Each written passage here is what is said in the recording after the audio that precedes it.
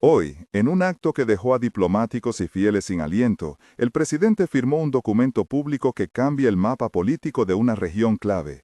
Fecha y lugar, hoy, en la capital, con presencia de emisarios occidentales y líderes religiosos. Si estudias profecías bíblicas, escucha con atención, porque ciertas expresiones usadas en la declaración resuenan con pasajes antiguos del libro de Daniel y del Apocalipsis.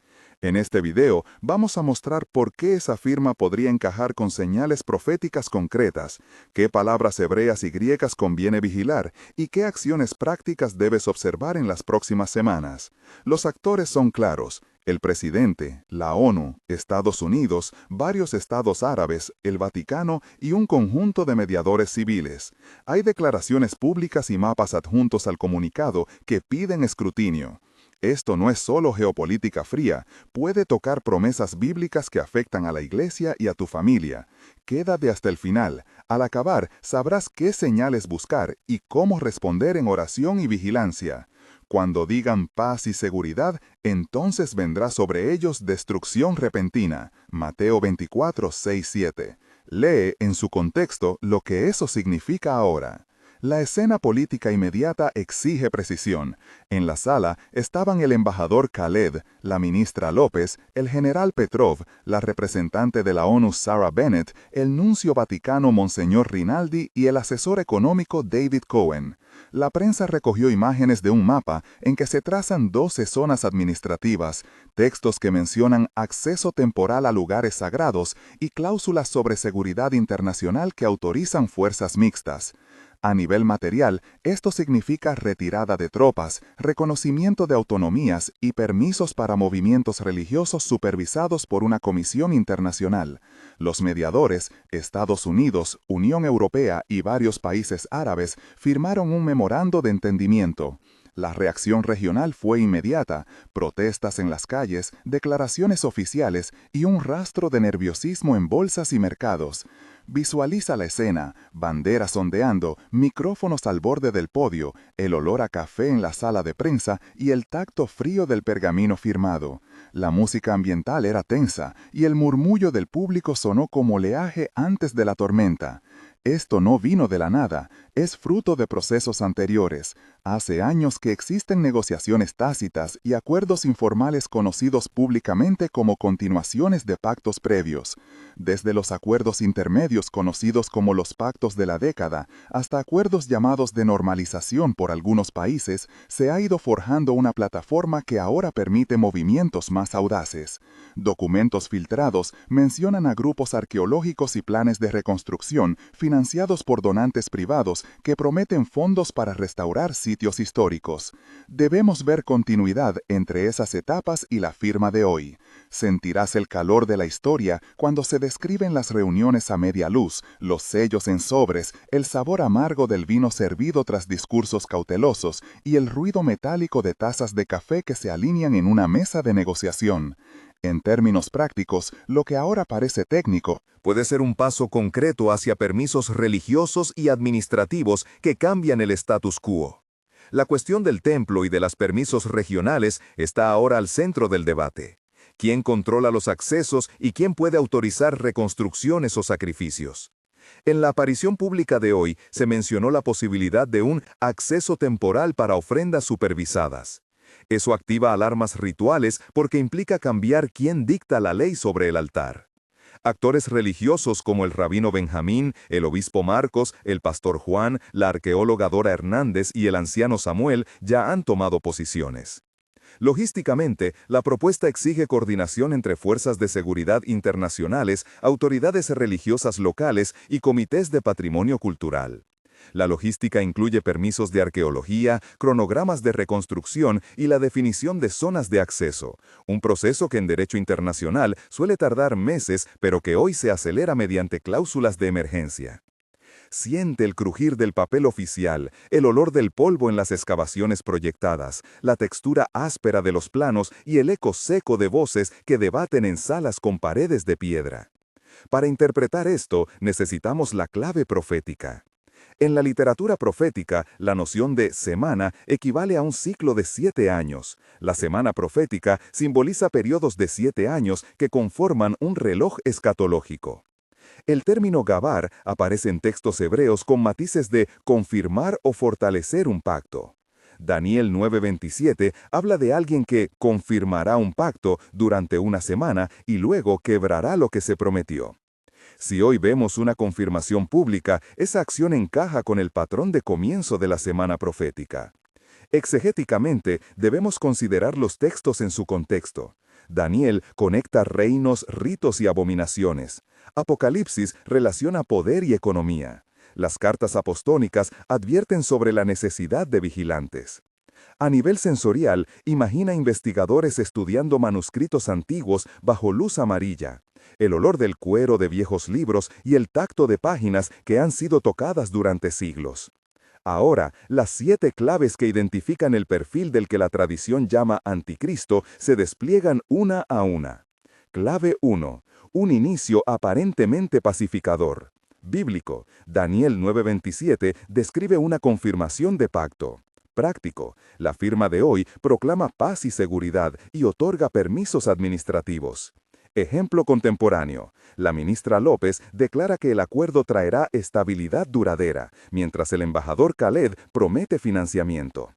En la sala, la voz del presidente sonó firme, el brillo de la firma destelló bajo las luces y el sabor metálico de la expectación llenó el ambiente. Clave 2. Acceso a lugares sagrados. Bíblico. Textos de restitución y cultos en la historia ritual. Práctico. El documento cita acceso supervisado a lugares de culto. Ejemplo, el rabino Benjamín anuncia un comité para supervisar sacrificios, y la doctora Hernández habla de restauraciones arqueológicas. Clave 3. Autoridad económica centralizada. Bíblico. Apocalipsis 13, 16, 17 alude a control sobre comercio y marca. Práctico. Cláusulas de normativa económica permiten controles de movimiento y recursos. Ejemplo, el asesor David Cohen propone un sistema de licencias para empresas que trabajen en las zonas. Clave 4. Legitimación internacional rápida. Bíblico. Señales de aceptación por reinos. Práctico. La ONU y potencias occidentales avalan el acuerdo. Ejemplo, Sarah Bennett de la ONU lee un comunicado de apoyo. Clave 5. Discurso de paz que oculta coerción. Bíblico. Abominación de la desolación en contexto de Mateo. Práctico. Frases como paz duradera usadas para justificar medidas autoritarias. Ejemplo, declaraciones públicas de líderes que piden vigilancia incrementada.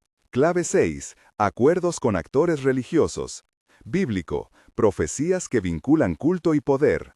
Práctico. Inclusión de líderes religiosos en comisiones. Ejemplo, Monseñor Rinaldi mediando sobre horarios de acceso. Clave 7. Persecución de disidentes y control de culto. Bíblico. Referencias a tribulación y pruebas de fe. Práctico. Informes de restricciones a rituales no autorizados. Ejemplo, protestas en plazas donde la policía dispersa a manifestantes. La periodista Ana registra el humo de gases lacrimógenos y el sabor salado de lágrimas de manifestantes. Para cada clave se ve una traducción práctica y nombres concretos, de manera que la lectura no sea solo teórica, sino ligada a personas y acciones. Escena central de diálogo en la sala de conferencias, 5 intercambios que muestran tensión y significado. Presidente dijo, ¿no es este un paso necesario hacia la paz? Embajador Khaled respondió, sí, es necesario y está supervisado internacionalmente. Periodista Ana preguntó, ¿y qué pasa con las concesiones religiosas? Presidente contestó, hemos acordado permisos temporales y supervisión. Rabino Benjamín añadió, esto toca rituales profundos y requerirá garantías. Monseñor Rinaldi concluyó, debe haber protocolos que respeten a todas las comunidades. Sensaciones, el roce de papeles, la respiración contenida de la audiencia, el pitido lejano de una cámara, el olor a tinta fresca, el contacto frío del atril bajo las manos del presidente. Los intercambios tienen tonos distintos, voces que suben y bajan, murmullos que puntean las réplicas. Backstory del protagonista, dividido en 4 párrafos que explican origen, formación, pérdida y presente. Nació en una ciudad dividida, hijo de maestros que le enseñaron a leer mapas y a entender la fragilidad de la paz. Creció viendo manifestaciones y escuchando historias de abuelos que recordaban fronteras cambiantes. Su formación combina estudios en Derecho Internacional y años como negociador. Aprendió a modular discursos y a usar lenguaje técnico que calma mercados y molesta a quienes desean respuestas directas. En la juventud sufrió una pérdida que marcó su fe, la muerte de un hermano en un conflicto local que solidificó su determinación por evitar más derramamiento de sangre. Esa angustia personal le hizo abrazar soluciones, podrían parecer drásticas, pero eran espejo de una urgencia real. En su presente, sus decisiones están mediadas por esa mezcla de pragmatismo y dolor, por la presión de donantes y por la soledad de quien firma documentos que afectan millones. Su entorno personal incluye a la esposa Elena, que ora cada mañana, al hijo Mateo, que estudia teología, al asesor David, al embajador Khaled y a la periodista Ana, todos personajes que influyen en su juicio. En una sala privada, se reproduce otro diálogo de 5 intercambios entre el presidente y su círculo íntimo. Presidente preguntó, ¿firmo ahora o espero más garantías? Elena respondió, ora y escucha a Dios antes de decidir. Asesor David intervino, técnicamente es viable, los fondos llegarán pronto. Pastor Juan añadió, sea sabio, la iglesia exige transparencia. General Petrov cerró, si no actúas ahora, se perderá la ventana. Descripciones sensoriales, la textura rugosa del sillón, el olor de incienso en el despacho de Elena, el tintinear de la cadena del reloj y el sabor persistente de una copa de té olvidada. Cada voz trae pesos distintos, la tensión se palpa en el aire. Momento de tensión 1 en que multitudes se enfrentan a la policía, 2 párrafos que suben la apuesta y duran. Las plazas se llenan de gente gritando, con carteles y súplicas. La policía usa cordones y la presencia de fuerzas mixtas causa choque cultural. En el primer empuje, se rompen cristaleras y una columna de humo se eleva, mezclándose con el olor a quemado y a sudor de cuerpos comprimidos. Los nombres aparecen: María, estudiante; Samuel, anciano testigo; Ana, periodista que graba todo; Rabino Benjamín, que intenta mediar; y el obispo Marcos, que eleva oraciones. En el segundo momento la tensión escala. La comisión declara estado de excepción en zonas limitadas, la economía se resiente y las familias temen por alimentos. El sonido de sirenas y la sensación de palmas sudorosas en manos que oran se mezclan. Momento de tensión 2 en que líderes religiosos discuten la legitimidad de los rituales, 2 párrafos de alto conflicto. El rabino Benjamín acusa a la comisión de instrumentalizar la fe. Monseñor Rinaldi pide reglas claras para evitar sacrilegios. El pastor Juan advierte que la iglesia no permitirá imposiciones que atenten contra la conciencia. La discusión se vuelve áspera, voces que se alzan, papel arrugado, puños apretados. El aroma de cera de vela en la sala contrasta con el frío de miradas que no ceden. Se menciona la posibilidad de una abominación que produzca desolación si se profanan rituales, evocando la advertencia bíblica que demandó siempre cuidado. Momento de tensión 3 centrado en filtraciones y rumores sobre control económico y restricciones. Informes apuntan a sistemas de licencias que podrían convertirse en control de acceso a bienes esenciales. Comerciantes como Héctor, Sara, Yusuf, Nadia y Omar expresan temor. La economía local sufre y la palabra marca circula en foros como sinónimo de exclusión. En 2 párrafos se describe el impacto: mercados vacíos, olor a pan sin vender, el tacto frío de monedas en manos trémulas y la sensación de que la libertad de culto y de comercio están en juego. Descripción técnica de procesos negociadores y arqueológicos en 300 caracteres aproximadamente. El protocolo incluye comités tripartitos para permisos, cronogramas de excavación con supervisión internacional, registro de artefactos en bases de datos, licencias temporales para ceremonias y cláusulas de revisión cada 6 meses con informe técnico y legal. En la explicación exegética, enlazamos Daniel y Apocalipsis con un hilo cronológico. Daniel 9 presenta las 70 semanas como marco que puede reiniciarse ante actos de confirmación de pacto. Daniel 9:27 se cita textualmente para anclar la lectura. Consultamos Apocalipsis 13 para entender el control económico y Mateo 24 para los signos de paz y seguridad. Él confirmará el pacto por una semana y a la mitad hará cesar el sacrificio, y la ofrenda, Daniel 9:27, y le fue dada autoridad sobre toda tribu, pueblo, lengua y nación, Apocalipsis 13:7, nos ayudan a trazar correspondencias. A estas alturas conviene un llamado a la comunidad. Entendemos la ansiedad que estos temas provocan, por eso pedimos que compartas en comentarios cuál de las señales te parece más relevante, iniciando con las palabras «mi señal» seguida de una explicación breve. La comunidad ayuda a discernir y a priorizar oraciones. Ahora continuamos con la línea de tiempo y la conclusión teológica. La línea del tiempo de Daniel en resumen. Las 70 semanas abarcan distintos ciclos hasta la consumación. Si existe un reinicio profético por una confirmación pública, la semana 70 puede estar en marcha, con la mitad marcando un punto crítico. Esto implica que la primera mitad puede verse como un periodo de aparente paz y normalización y la segunda mitad como un tiempo de crisis y prueba. Interpretar esto exige cautela exegética y humildad teológica. En 1 Tesalonicenses 5:3 se recuerda que la gente dirá paz y seguridad, y que la sorpresa será real. La cita ayuda a mantener una postura vigilante. Epílogo temporal. Un mes después, los efectos inmediatos se notan en la administración y en la calle. La comisión ha emitido permisos provisionales y se han instalado puestos de control. El embajador Khaled anuncia un calendario de supervisión. La ministra López firma protocolos adicionales, mientras la periodista Ana publica testimonios de comunidades religiosas. Se han formado grupos de oración en iglesias y sinagogas, la doctora Hernández reporta excavaciones preliminares y el obispo Marcos convoca a jornadas de ayuno y vigilia. La economía muestra tensiones localizadas, precios de alimentos suben y la gente organiza cadenas de ayuda. El ambiente es de esperanza vacilante y protesta persistente. 3 meses después, la situación se ha polarizado. Las comisiones técnicas entregan reportes parciales, hay filtraciones sobre licencias y un debate público en el Parlamento regional.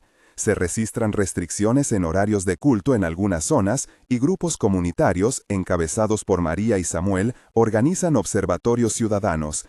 El presidente enfrenta presiones internas y externas, su popularidad cae, pero también crece el apoyo de quienes ansían estabilidad. Las iglesias aumentan reuniones de estudio bíblico sobre Daniel y Apocalipsis, el pastor Juan lidera seminarios públicos, la comunidad ora cada noche por discernimiento y misericordia. 6 meses después, los efectos son estructurales. Algunas medidas se han consolidado en normas con supervisión internacional. La comisión estableció registros de acceso y protocolos de seguridad. Se han formado alianzas entre comunidades religiosas para proteger rituales y patrimonio, con líderes como Rabino Benjamín, Monseñor Rinaldi y Pastor Juan coordinando. Observatorios. Instituciones como la ONU y el Vaticano emiten declaraciones que llaman a la prudencia. En lo espiritual hay una movilización de la Iglesia en oración y en preparación práctica, reuniones de enseñanza sobre la semana profética, grupos de ayuda a familias afectadas y un movimiento para documentar abusos y asegurar libertades básicas. El sentimiento general oscila entre temor y esperanza, y la llamada pastoral final es a permanecer vigilantes, informados y compasivos. Para cerrar, recapitulemos. Hemos visto cómo una firma presidencial y un conjunto de documentos pueden encajar en un marco profético que Daniel y Apocalipsis describen. Hemos explicado la lógica de la semana profética, identificado 7 claves prácticas y nombrado actores concretos como el presidente, la ministra López, el embajador Khaled, la doctora Hernández, el pastor Juan, el rabino Benjamín, Monseñor Rinaldi, la periodista Ana, María y Samuel. Nuestra recomendación práctica es clara. Ora, educa a tu familia, vigila las noticias oficiales, registra irregularidades y acompaña a quienes sufren. Inscríbete para seguir esta serie donde desglosaremos fechas posibles y señales prácticas. Recuerda la promesa del Señor que sostiene a su pueblo en medio de las pruebas. Mantén esperanza y preparación porque la historia está en manos de Dios y la misericordia está disponible para los que la buscan.